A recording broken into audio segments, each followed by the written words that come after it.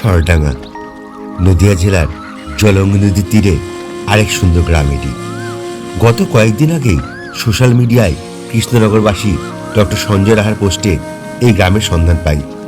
প্রকৃতিপ্রেমিক মানুষ আমি, আর জায়গাটা যখন আমার খুব দূরে নয়, তাই সেখানে যাওয়ার খুব ইচ্ছা প্রকাশ করলাম। সময় আর ছুটি দুটোই প্রয়োজন এই কারণে, অবশেষে সেটাও পেলাম। তাই সংসার ধর্ম বড় ধর্ম মা, তাই পারি না ছেড়ে যেতে এই গানটা বন্ধ করে সকাল সকাল চললাম সেই গ্রামের উদ্দেশ্যে। চলুন আজ আপনাদেরও ঘুরিয়ে নিয়ে আসি সেই গ্রাম থেকে।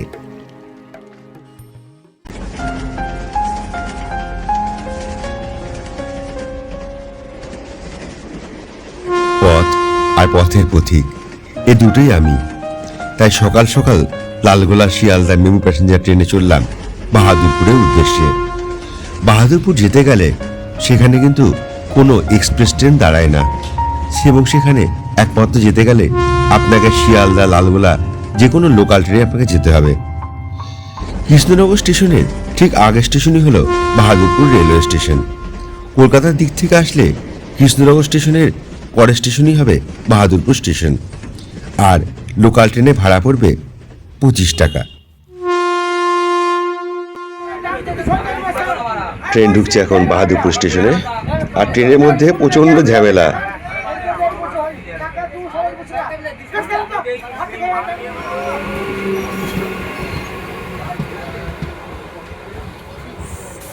ট্রেন থামলো আমার বাহাদুরপুরে 2 নম্বর প্ল্যাটফর্মে, আর আমি চলে এলাম এখন বাহাদুরপুরে 1 নম্বর প্ল্যাটফর্মে।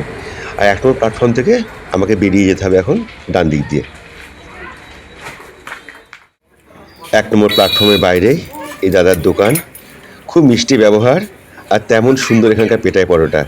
আর পেটাই পরোটার সঙ্গে ছোলার ডাল, সঙ্গে পনির দেওয়া, কিন্তু ভারী সুন্দর খেতে।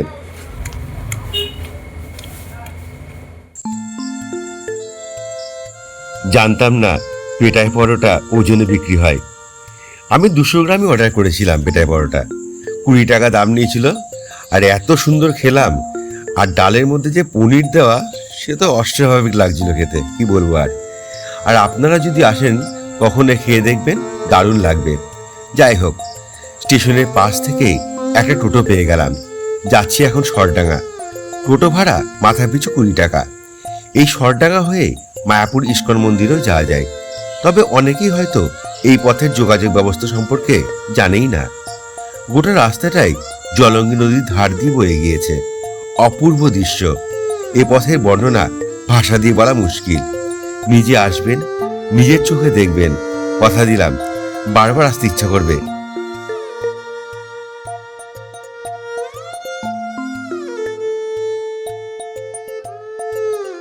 রাস্তা আর রাস্তার পার্শ্ববর্তী দৃশ্য সত্যিই সুন্দর। শুনেছি সরডাঙ্গা গ্রামে নাকি রাশিয়ান নাগরিকদের গ্রাম ওটা। ইস্কন মায়াপুরের রাশিয়ান ভক্তদের বাস নাকি সেই গ্রামে। ডক্টর সঞ্জয় রাহা তার পোস্টে সেটাই জানিয়েছিলেন। আমার তো এই পথ চলতি দৃশ্য দেখেই মন ভরে যাচ্ছে এখন। আর এখন প্রায় চলেই এসেছি, আর মাত্র 1 কিলোমিটার পথ দূরে, তারপরেই সরডাঙ্গা গ্রামে পৌঁছে যাব।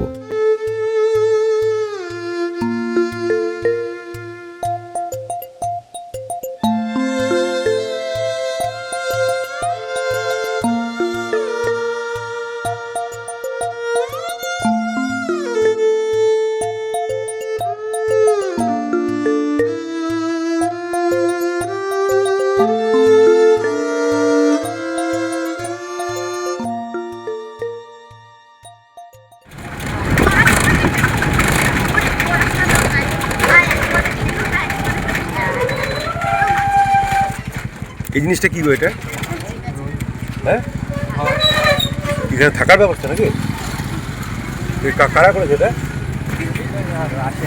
রাশিয়ানরা।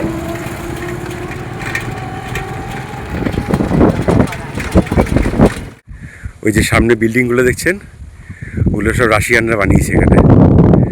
ওগুলো মূলত নাকি ভাড়া দেওয়া হয়, যেটা এখানকার স্থানীয় বলতে শুনলাম, যে যারা অনেক মায়াপুরে ঘুরতে আসে, তো এখানেও সেই জন্য এখানে হোমস্টের ব্যবস্থা এগুলো।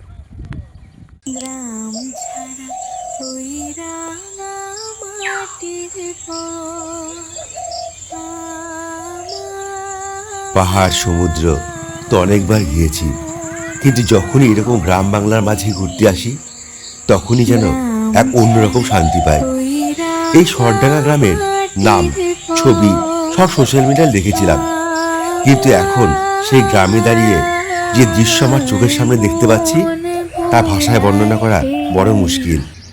খুব পরিষ্কার পরিচ্ছন্ন এই গ্রাম, আর যে কোনো গ্রামাঞ্চলের পরিচ্ছন্নতা সেখানকার মানুষদের জন্য কারণেই হয়। মায়াপুর তো অনেকবার আসেন, একবার বলবো আপনাদের কখনো মায়াপুর ঘুরতে আসলে একবার এই গ্রাম ঘুরে যাবেন, খুব ভালো লাগবে। জায়গাটা সত্যি খুব সুন্দর। আমি বলবো যদি গ্রাম ঘুরতে ভালোবাসেন তাহলে একবার এইদিকে অবশ্যই আসবেন একবার ঘুরতে। সামনে একটা জায়গা দেখাচ্ছি, দেখুন রাস্তাটা কত সুন্দর। এই রাস্তাটি চলে গিয়েছে জলঙ্গি নদীর ধারের দিকে, আমাকেও যেতে হবে সেই রাস্তা দিয়ে। একটু দাঁড়িয়ে পড়লাম এখানে এই সুন্দর পরিবেশ দেখে। দুপাশে বাঁশবাগান আর ছাতার মতো ঢেকে রেখেছে এই রাস্তাকে। গরমকালেও মনে হয় বেশ আরামদায়ক হবে এই জায়গাটি, আপাত দৃষ্টিতে সেটাই মনে হচ্ছে আমার। এসে পড়লাম একদম নদী ঘাটের সামনে। এটা জলঙ্গি নদী, আর ডান দিকে সোজা একটু এগিয়ে গিয়ে মায়াপুর নবদ্বীপের সামনে ভাগীরথীর সঙ্গে মিশেছে। আর এসেছি যখন, তখন তো একবার নৌকা করে একবার এপার ওপার থেকে ঘুরিয়ে আসবো। খুব মজার ব্যাপার একটা জানেন, এখানকার নৌকা পারাপারের জন্য নদীর ওপার থেকে এপার পর্যন্ত একটা দড়ি টাঙানো আছে। সেই দড়ি ধরেই নৌকা চালিয়ে পারাপার করা হয়। ওই যে আমার নৌকা চলে এসছে এখন, এই নৌকা করে এখন আমি ওপারে যাব। চলুন তাহলে যাওয়া যাক।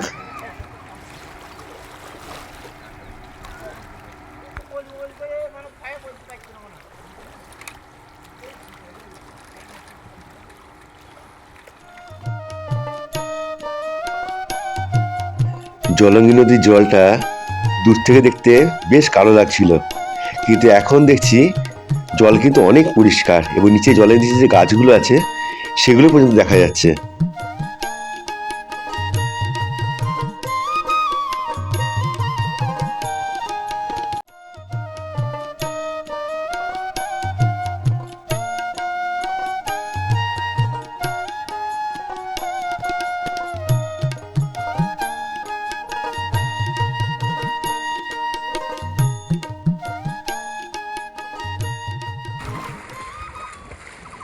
মায়াপুরে নদী পারাপার হতে আগে ছিল 2 টাকা, তারপরে হয়েছিল 3 টাকা। আর এখানে আমি টাকা দিতে গেলাম তো বলছে ফেরার সময় দেবেন।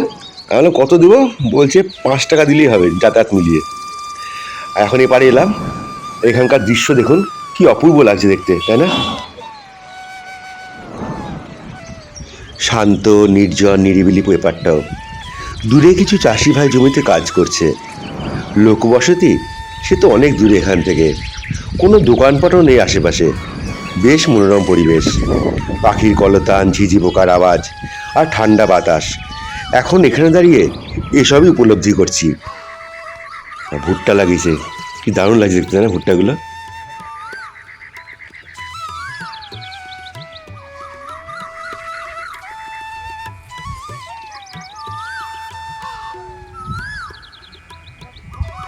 আমার মাঝি ভাই আবার নৌকার দিকে যাচ্ছে, নৌকা ছাড়বে আমাকে। এখন ওই নৌকা করে আবার আমি ওপারে যাব। তারপর যাই ওপারে, ওপারে গিয়ে আবার দেখা হচ্ছে আপনাদের সামনে। তারপর দেখি আপনাদের একটা দারুণ জায়গায় নিয়ে যাবো ঘুরতে।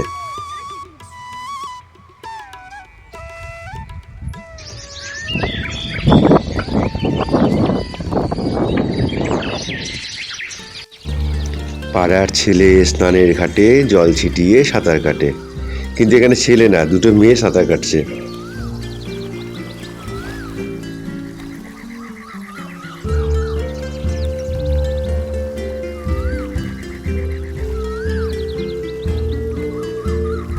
নৌকায় এখন আমি একাই রয়েছি, আর কেউ নাই। জানি না এই 2.5 টাকা 5 টাকার বিনিময়ে কি হয়। হয়তো সেবামূলক কাজের জন্যই এই ঘাটটা ব্যবহার করা হয়।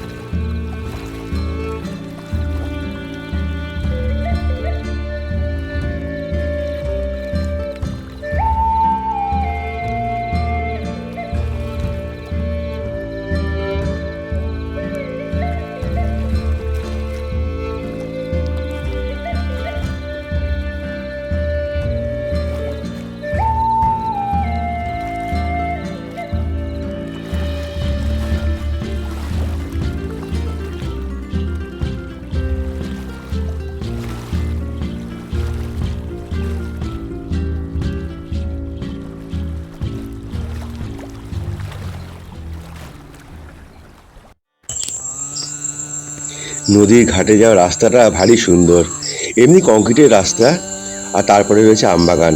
আর এই আমবাগানের মধ্যে দিয়ে আমাকে এখন যেতে হবে, মেন রাস্তায় উঠবো, তারপর মেন রাস্তা থেকে আবার একটা টোটো ধরবো, দিয়ে যাব জগন্নাথ মন্দিরের ওইদিকে। চলুন যাই। এবছর কিন্তু সব গাছে ভীষণ মুকুল এসছে আমের, আর যদি ঝড় বৃষ্টি সেরকম না হয়, কালবৈশাখী না হয় সেরকম, তাহলে কিন্তু এবছর আমের ফলন কিন্তু অনেক বেশি পাওয়া যাবে। প্রত্যেকটা গাছে দেখছি ভীষণ হারে কিন্তু মুকুল ধরেছে, এবং আপনারাও সেটা যে কোনো আম গাছে দেখবেন, সত্যি দেখবেন তাই এবছর, তাই না? চলুন, রাস্তা কাছে চলে এসেছি, এখানে টোটো ধরবো একটা। এখন অনেকক্ষণ ধরে দাঁড়িয়ে আছি এখানে, কিন্তু এখনও কোনো টোটো দেখতে পাচ্ছি না। আসলে টোটো চলাচল আসছে দু একটা করে, কিন্তু কম। চলুন, একটা পেয়ে গেলাম, যাই এবার জগন্নাথ মন্দিরের দিকে। এই শরডাঙ্গা গ্রাম থেকে জগন্নাথ মন্দির দূরত্ব ওই 2 কিলোমিটার মতো, আর আমার টোটো ভাড়া পড়লো 20 টাকা। 20 টাকার ভাড়াটা তুলনামূলক একটু বেশি, তবে কি করব, লোকজন নাই, লোকজন কম, টোটো কম, কী করবো, অগত্যা উঠে পড়লাম। কিন্তু রাস্তাটা ভারী সুন্দর, আর যে গ্রামের উপর দিয়ে যাচ্ছি সেটা তো শরডাঙ্গায়। এখন এই জায়গাটা খুব সুন্দর, আর এই গ্রামে প্রচুর রাশিয়ান নাগরিক আছে যারা এখানে জায়গা কিনে বাড়ি করে রেখেছে। এমনি আমাদের সাধারণ মানুষ তো রয়েছেই, তার সঙ্গে রাশিয়ানরাও রয়েছে কিন্তু এই গ্রামে।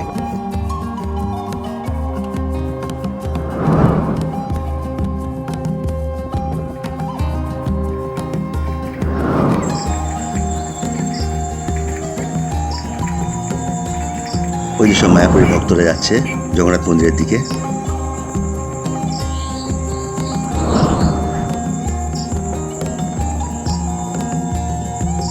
ওই যে পাঁচিল দিয়ে ঘেরা দেখছেন জায়গাটা, ওখানে বাড়িঘর হয়েছে সব রাশিয়ান নাগরিকদের, খুব সুন্দর করে সাজিয়ে রেখেছে কিন্তু।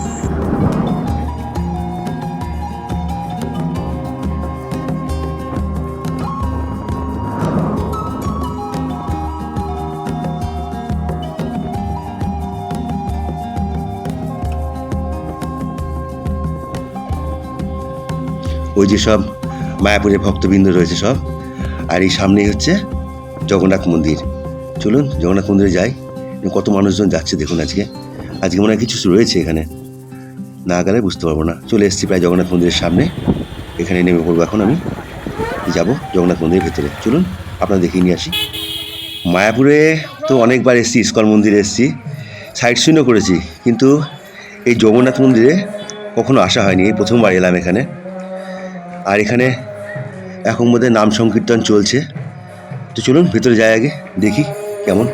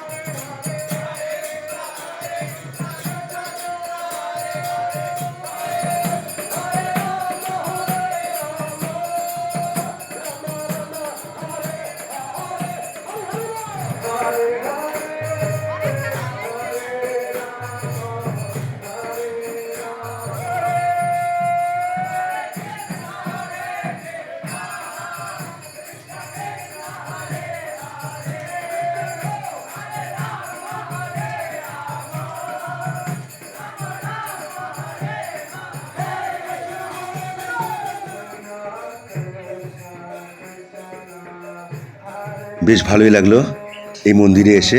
আর এই মন্দিরে কিন্তু ভোগ প্রসাদের ব্যবস্থা আছে, এবং সেটা সকাল 8:30 থেকে দুপুর 12:30 পর্যন্ত।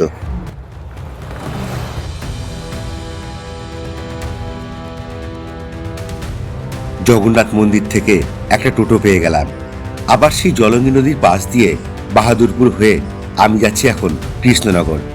আর ওখানে একটা অনুষ্ঠান রয়েছে, সেই অনুষ্ঠানে অংশ নিয়ে আবার সন্ধেবেলায় কৃষ্ণনগর স্টেশন থেকে ট্রেন ধরে বাড়ি চলে আসবো। আজকের শরডাঙ্গা গ্রাম কেমন লাগলো অবশ্যই কমেন্ট করে জানাবেন। আর নতুন বন্ধু হলে আমার এই চ্যানেলকে সাবস্ক্রাইব করে দেবেন। নোটিফিকেশন বেলটি অন করতে কিন্তু ভুলবেন না, তাহলে যখনই ভিডিও দেব তা আপনার কাছে চলে যাবে। আজকে ভিডিওটি এ পর্যন্ত, আবার আসবো নতুন ভিডিও নিয়ে। ততক্ষণের জন্য টাটা।